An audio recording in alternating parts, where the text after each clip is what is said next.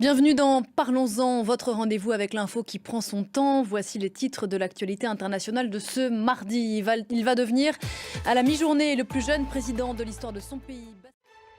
Il sera aux alentours de midi, heure locale, quand l'histoire va s'écrire au Sénégal. Bassirou Diomaye Faye va prêter serment et devenir ainsi le plus jeune président, le cinquième de ce pays ouest-africain indépendant depuis 1960.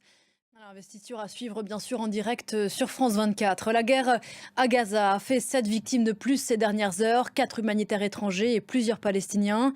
Tous travaillaient pour une ONG américaine. Ils ont été tués par une frappe israélienne dans le centre de l'enclave palestinienne. Les circonstances exactes de leur décès sont encore floues. La réaction de la Maison-Blanche, dont les relations avec le gouvernement israélien ne cessent de se tendre, est très forte. Il est question de cœur brisé. Thibaut Francisquet.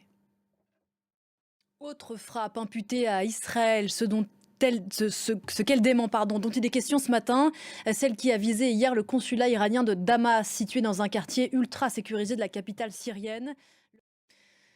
De la guerre à Gaza, mais aussi de celle en Ukraine, il est question à Paris, où on attend le chef de la diplomatie américaine, Anthony Blinken.